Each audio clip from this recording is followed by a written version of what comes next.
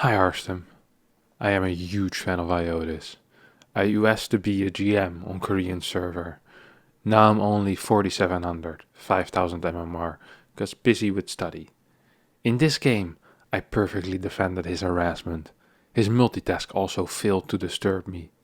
However, all caps, I found no way to break his damn turtle shell, all caps, even if I'm ahead. Terran's bio army moves so quick. Their static defense with mines and liberators is impossible to break through. Terran is born to be turtle, all caps. I want you to judge it. Is Terran Imba or do I suck? If I suck, please teach me how to beat these turtles. P.S. Terran is my father, TATP, is a meme in the Chinese Protoss community. TATP is a super salty amateur Protoss always complaining about Terran Imba. Nice. Alright, let's just hop straight into this replay of this extremely imbalanced Terran player who apparently also is an animal, a turtle. To be precise, open up that sound. Beautiful, beautiful stuff. Now, the thing that we very often see when people complain about Terran being too turtly is that people tend to engage into a position where there's lots of static defense and where there's a lot of units that are defensive siege units or that are in a defense position, so either liberators, mines, tanks, they get engaged in. Rather than the position that's completely empty, and then the toss goes, turtle everywhere, how am I supposed to beat this? Very often, there is simple rotational patterns that Protoss can do, either involving prisms or just army movement, that can probably cut off the defensive forces of the Terran to a base that they might want to defend. Now, we start by looking at this game, and we see an immediate mistake here. So Oxide is a map. This is a specific mistake. Now this is a high level game. I'm gonna be able to give high level mistakes. All right, I can tell you guys, Oxide is one of the maps, Oxide and Jagannatha in the current map pool, where it's possible to wall off a Reaper ramp and deny the vision of your opponent on what tech you're building. So right now, if the Reaper jumps up on here, he still will be able to spot the tech that will be built on this pylon. What you can do is you can build your first pylon here, gateway over here, cybercore over here. Still the Reaper will be able to jump up, but you could build your tech potentially here, and the Reaper will never be able to see where that tech is going to, or what that tech is going to be. So this is an incorrect wall. Also makes your pylon more vulnerable than it really needs to be. You're gonna need to wall with gateway cyber anyway, so might as well put your pylon in safety, right? It's gonna be the most vulnerable part of this wall. Now, opening actually looks pretty solid. It's nice to see openers that are solid in IOTIS as well. My man here is going back in with the probe as we see the Terran open Marine. Now Marine is like a safety measure, making sure that he won't die to a single adept, basically. Then he's going to be going into a reactor afterwards. Now, Twilight opener should be able to get spotted here by the Reaper if he so decides to do it. As we see our TATP Protoss player moving out on the map with his first adept. Ghost is going to be starting a Hellion, probably for scouting. This actually just looks like a very standard game. Just both of them are playing real build orders. This is a real game as I know it. I will be able to give some insights here, hopefully. Shade into the natural. Now, the thing with the shade into the natural is you don't want to finish this.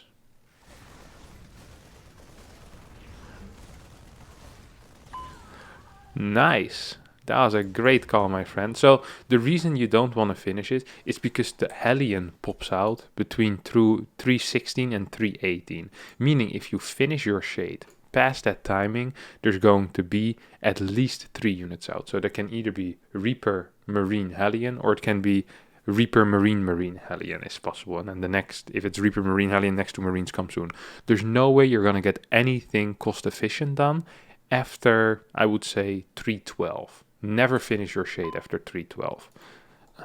And now he just sacrificed his adept for free, basically. Good job, buddy. Got absolutely nothing done. but did manage to lose your depth. Now, he doesn't have a full wall, but he's creating at least a semi-wall. Should have probably both of these in that wall as well. Yes, there we go. This is good. Now, this was some...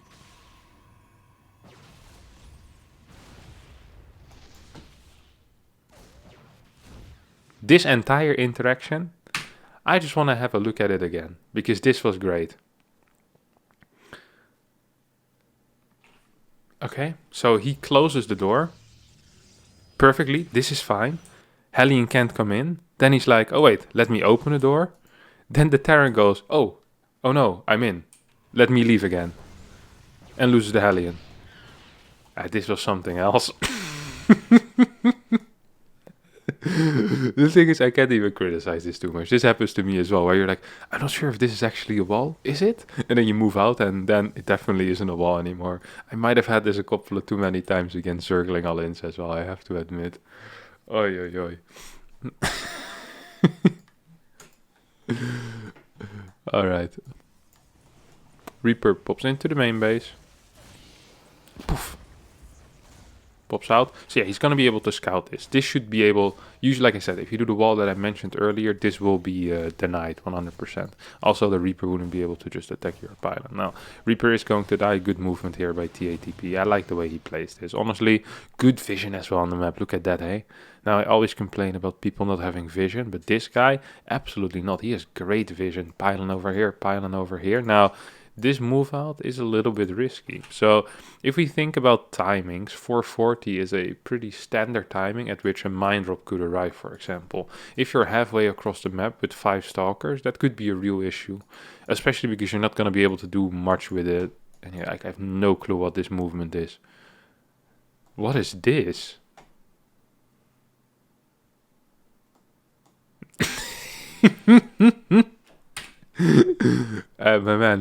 My man TATP would have had a great time if it was like a Raven or a Medevac over here. But what would happen if the Medevac is here? Does he just give up the mining in his main base? Holy crap, this is risky.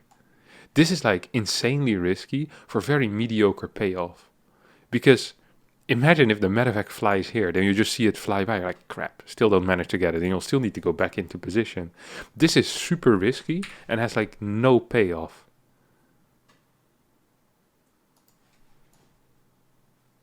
This makes absolutely no sense.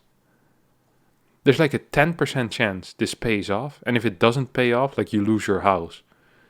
So you make a bet with the bank or something like that. Holy crap.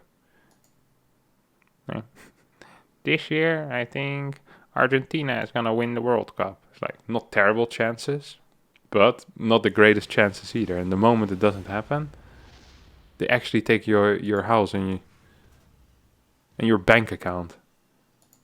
Did he actually just get something with it? I was so focused on this being a bad move that he actually got something done with it. Amazing. Even though, don't forget, you can still get good things done with bad moves. And that might be what just happened. I actually missed it. I was so caught in thought there. Okay. I like this movement though, being here ahead of the... in front of the Terran base, sorry. Loses a Stalker though, but it's not the end of the world. I mean, I just like that he's here. This is good. This actually is good. You want to be doing that. You want to delay your opponent's move out. He seems to have down when he wants to be building his gateways as well, which can be quite tricky. People tend to build them too late or too early, or they don't build them at all, which I guess is also too late. So I already covered that scenario. Oh, the Prism. Now, this is one that we don't see very often, but I'm a very big fan of. The Prism allows you to counterattack the moment you see your opponent move out. So basically, you have your vision, I guess, over here. So you see your opponent move. Well, I guess he doesn't really see his opponent move out, but maybe he feels his opponent move out. Like he has to, you can tell by the astral signs. And then he moves in with the Prism with like 2-3 salads. And you just try to, you don't want to warp in. You just want to force the reinforcements to go back to deal with that, okay? That's your main goal. Holy crap, my man Ghost here has had some issues in the past against Harass. You can see it, 2 mines over here, bunker in between an orbital, a depot, and another orbital. Like, this guy he's been hurt one too many times by the Prismas. Okay, the epic stare-off between the two mines and the prism. He's like, ooh, let me fly in the first one. Ooh, there's another one there.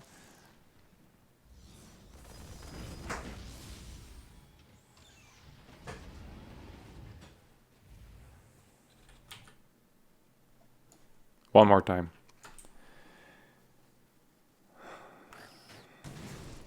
I don't think this was the spot to deploy your prism, my friend. He saw the Marines. I guess. Yeah. Fine. I like the prism as well. I was a fan of that move. I'm liking a lot of his moves, honestly. Of my man TATP, but there's also some debatable ones. Some nice observing there by me. Goes into a Robo Bay, which is good. Now, it has a little bit of money in the bank. Wouldn't mind if he throws down a Templar Archives rather than a Dark Shrine. Dark Shrine relatively useless in a lot of situations where detection is not going to be much of an issue. Solid harassment by the Terran. Second Forge going down. All of these things are things that I like. He also cares about vision, which is something we don't see a lot here. This is someone that actually cares about knowing where his opponent is, and he's kind of doing it by eliminating possibilities. Like, hey, where could my opponent come from? Well, he can't come from here and can't come from here, so he has to be here, right? And you can kind of position your army accordingly, which is cool to see. Now, he also sees the third base being built. He is lacking some vision on the far left. Now that he has his fourth base, he does have the responsibility to have vision there as well. So he's going to end up losing this base most likely. Well, most likely he's just going to end up losing this base. As I'm actually not sure what he's doing here. Whenever you do something, you should always try to at least have thought about it. Now that doesn't seem to be the case here for my Protoss player. He seems to just do things. In impulsive actions, which might sound like a good time until his impulsive action is to stab you. It's like, yeah, my friends are so spontaneous. I always find that a dangerous thing, All of my friends are very boring and predictable, so I know I won't get stabbed. That's some good thinking right there. Jesus. Holy crap. That was a disruptor shot. Now he's just gonna walk in. Yeah, this is over. Okay, this is one of those games where you accidentally get one good disruptor shot, and then what you do is you just move across the map and you tell your opponent to leave. Hello? Can we... What was that? It's like he got the disruptor shot of a lifetime, then decided to sacrifice half of his own army to the opponent as well to even up the game again. We can see that TATP is a fair player, He cares a lot about fair play, making sure that the game is even and that they can go into a fun, long macro game without either of them being ahead. That's cool. No, it's nice to see that fair play is still alive. Whoop. Okay, so he sees that mine shot. He's like, oh, that looks interesting. Let me just do nothing about it. Sounds like a lot of work. Facts. There's another mine here. I have no clue how these mines got here. And I don't want to go back in time. Please tell me he's going to shoot his own probes with this disruptor. What are these disruptors doing? I really wonder what he's looking at as well. We can actually figure that out though. He's not building probes. He hasn't built probes in like quite some time, by the way. 5 Nexi, no problem. He has an observer now. Okay, oh, this goes down now. Finally, except for this this Widow Mine, still allowed to live. A couple of medevacs going into the main base. Now, I have a feeling he actually is ready. This is cool. This was a little bit slow on the respawns, but it was cool that he already had units prepared. In general, he has a lot of units spread out around the map, ready for harassment or ready for really whatever he wants to be ready for. Good pick up by the Terran. And we see the Terran just pisses off back home right now. So TOS is on 5 base right here, but has a worker count of 65. Now, he did lose a couple of workers over the past minute and a half, but not enough to say, okay, well, he should probably still be at 75, 80 workers at this point. If you have 5 nexi, like within like 20 seconds, you're going to be capable of adding 10 workers. And he really should be adding 10 workers. It's very, very important. Instead, he's going to be moving out. He has a good gateway count. Does he have a prison? There's no prison with this. Blink under this. Blink, blink, blink. No. Okay, disruptor shots. Nice, the double disruptor shots. Not many people know this, but if you stack disruptor shots, they actually do double the damage. Except everything dies against a single disruptor shot, so perhaps you might want to spread them out in the future. But, I mean, this fight is still very, very good. If he has a prism here, he can just warp in 14 zealots, absolutely clear up this game. He has about 5k resources in the bank right now. But he isn't really doing much with it. Once again, still should be completely saturated on all of these bases. This is actually quite bad at this point. He's missing 4, 5, 600 minerals a minute on income. He just keeps donating units.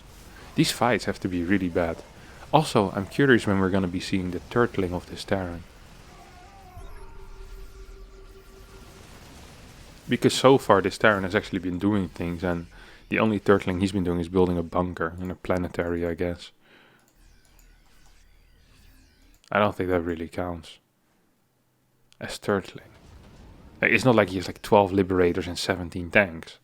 Like, builds 3 planetaries at his third. Like, he's even dropping and stuff. He's doing mine drops. Finally, we go to a decent worker count, by the way. More disruptors on the way. I like this. Now, he's still a little bit too ballsy with his move outs, perhaps. Oh, this could be potentially a good shot. That's gonna be a good shot again as well.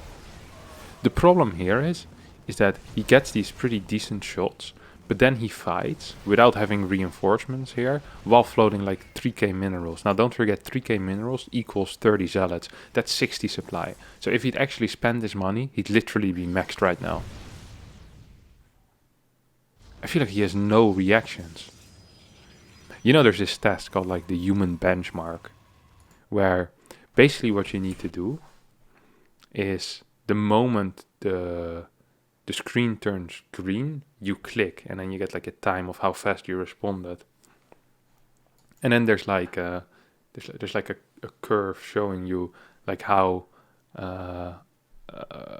what you call it, how fast you are compared to other people. I feel like this guy would be the only person that actually just wouldn't get a score. Like, he just doesn't respond to things. Like, things happen and he just sits there. This must be one hell of a guy to be in a relationship with. Can already imagine the conversations, him and his wife, him and his husband have. That'd be quite something.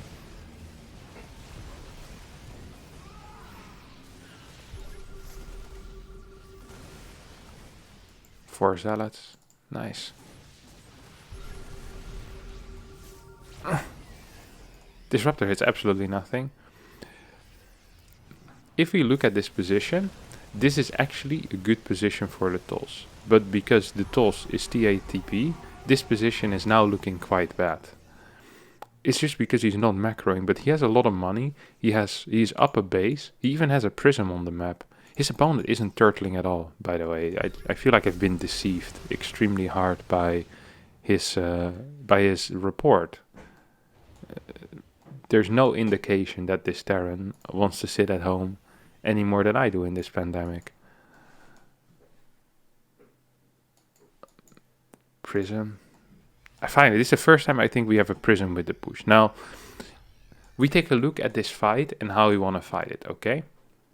We're just going to analyze the situation here. That's important sometimes. So, we have disruptors, okay? We have 4 of them. Only 2 of them with this army. But ideally, we want to wait until all 4 of them are here. What that means is that we want to be shooting disruptor shots at our opponent without us losing anything. So we stand in a position where it's difficult for the Terran to engage into it, and we shoot the disruptor shots one by one. And we just keep doing that, and every single disruptor shot we're at least gonna get 1 or maybe 2, maybe 3, sometimes 4 or 5 units, okay? And then Afterwards, after we kill enough of the army over a longer period of time, because don't forget, disruptor shots are free, units are not. So we're trading free things for non-free things. That's going to be our goal. This is actually a very important concept, is that we want the fight to last long. Now, what doesn't help is that our man TATP actually has a crap ton of zealots in his army, because zealots are the opposite. Zealots want to fight fast, which makes absolutely no sense. This is like having an army of swordsmen and nukes, okay? So you send in the guys with the sword, and then you nuke it. And it's like, well, sir, these are our guys as well. It's like, well, these are the only two weapons we have. It just doesn't make a lot of sense. There's no synergy there. There really isn't. You want more ranged units with disruptors. Maybe you want some Colossus, some Stalkers. You can use Zealot NDTs for run-bys, but not in the army. And otherwise, if you want a Zealot-based army, you can add Archons and still Colossi. That also would be good in that case. But this just doesn't make a lot of sense to have an army consisting of 4 disruptors and 19 zealots. It's just a bad army composition. So that fight didn't at all go how I'd want it to go. We're still relatively low on income, I feel like. I want to kind of get a 6th base at this point. Maybe start saturating that. I mean, he's still up a base. Oh my god, how many disruptors has he lost? 13 already. Holy crap. I think this might be the first game where disruptors haven't been trading cost efficiently. And he started with a shot that actually killed like 1500 resources. Remember that first shot over here? Poof!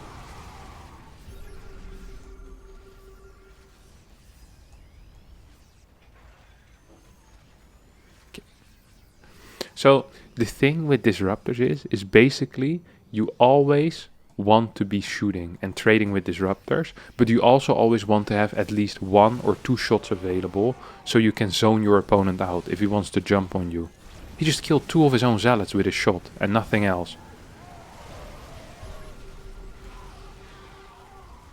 I wonder if he killed more of his own units with disruptors or more of the opponent's units. That was a good split, by the way. Holy crap. The way he moved that. That was beautiful by Ghost. Wow.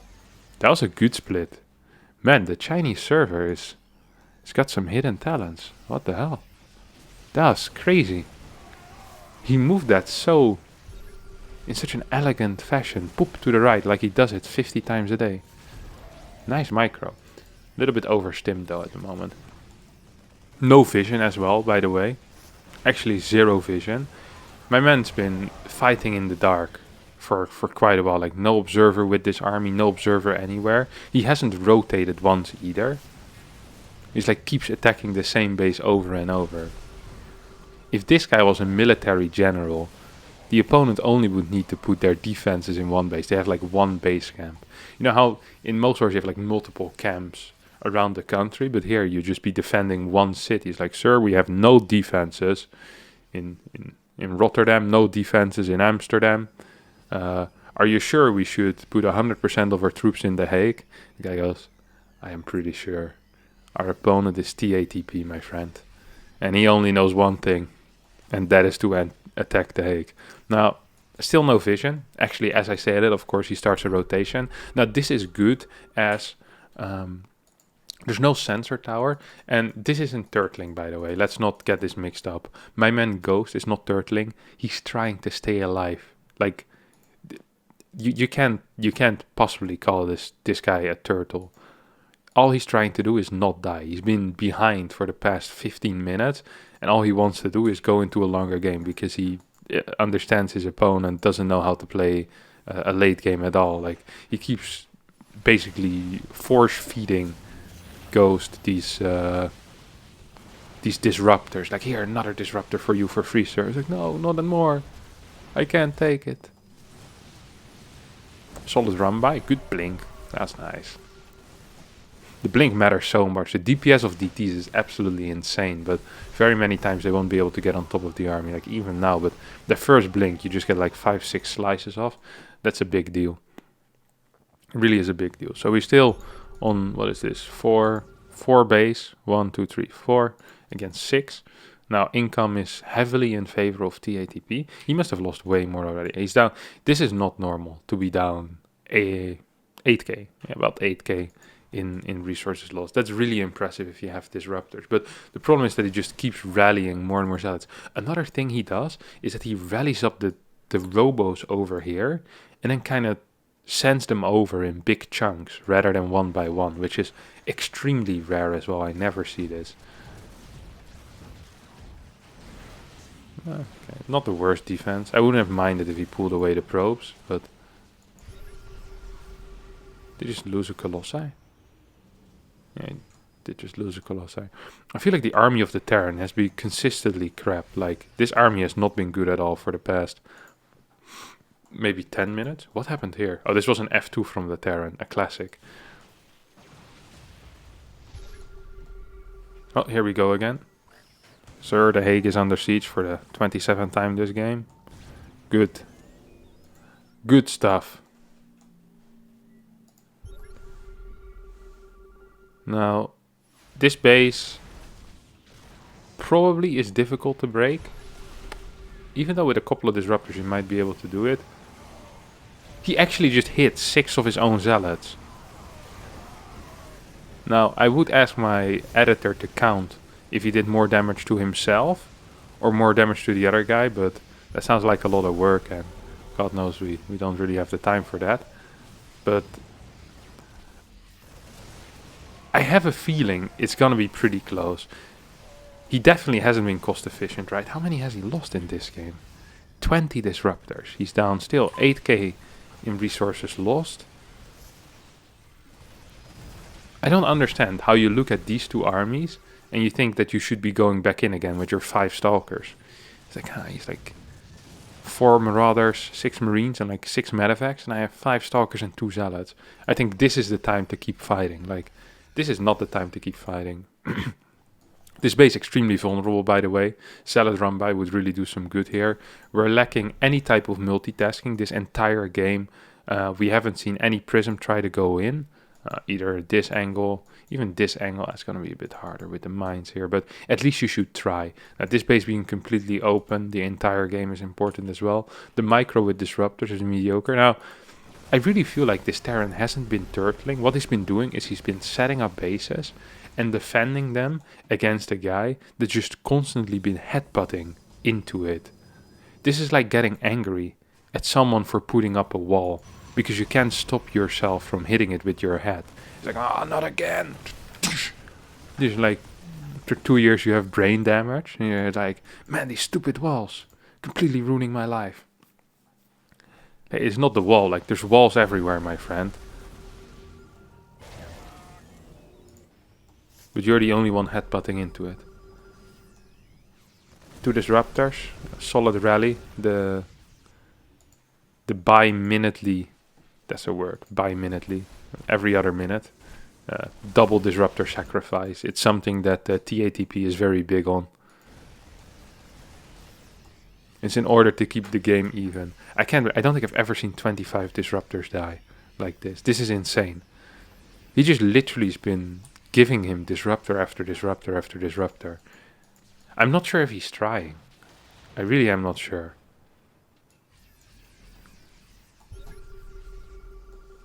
Liberators moving forward. So basically what Ghost did this game is that he sat back and the other guy just bumped his head into a wall. And then when my man TATP finally fell on the floor, like head bleeding, head wounds, Ghost just walked over. And then TATP kind of fell over. I mean, that was actually not a bad blink. That was a good blink. I was gonna say this is an interesting blink, but I like that blink. He got all of the Liberators. Finally his army consists of Stalker Disruptor rather than Zealot Disruptor. He's actually getting a good trade, even though for the first time he's way down in army supply and he doesn't have money anymore. But this was exactly how you want to fight. if you're fighting against 5-6 liberators. This actually was good. I like this fight a lot. This was solid. I was gonna make fun of him for the blink, but then I look at it again. I'm like, no, this is smart. This is a good play. This is the only fight he probably had that was semi-cost efficient for him. Like, this was... I like that. I like... This is something I see a lot, is where people start microing their units the moment they've lost the game. It's like, why would you do that? Wouldn't it be better to start microing the moment you're winning? Then you probably just win the game. They start trying really hard with like 3 or 4 units, the moment they only have 4 units left. Like, they care more about their 4 Stalkers than they cared about their 35 Stalker, 28 Zealot army that they just relentlessly kept moving into the same location again and again and again, into literally the same Widow Mine that never got cleared. He actually didn't hit anything.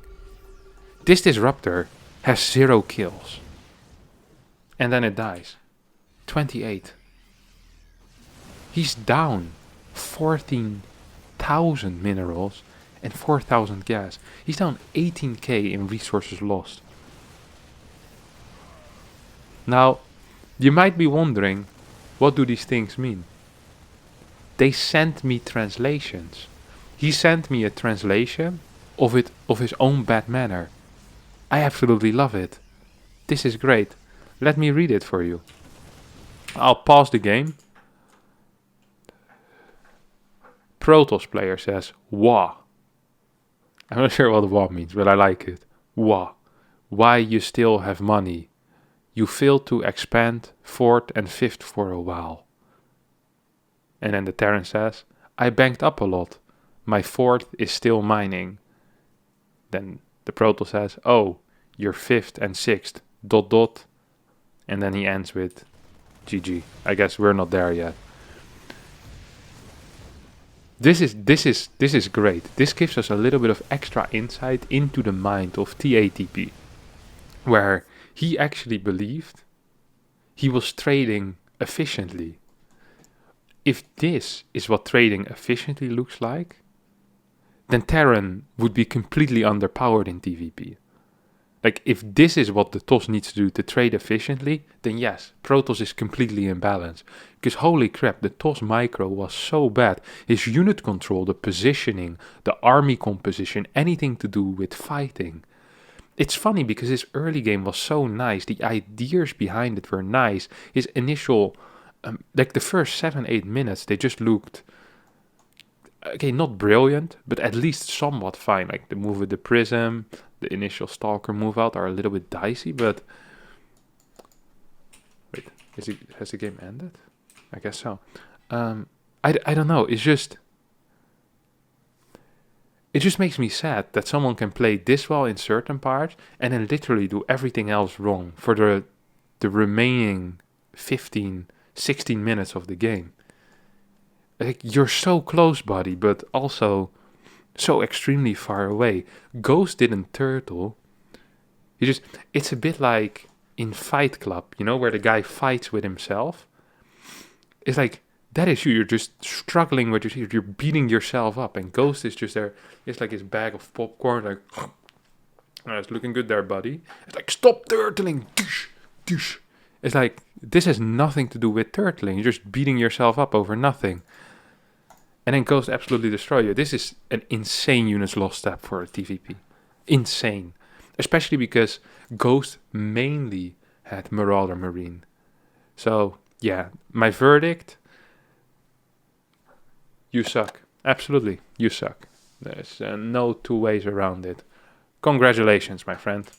You are the ultimate sucker. Now, that's sadly going to be it for another fantastic episode from the Chinese server. The Chinese replays have honestly been extremely high quality and very, very fun to cast. So thank you so much for all my Chinese fans as well. I know you guys watch my videos on Bilibili. I appreciate it. And for everyone on YouTube here, a like down below, subscribe, and comment as well. Tell me what you thought of this game and of my man TATP. Thank you all for watching, and see you all next time for a new video. Bye bye.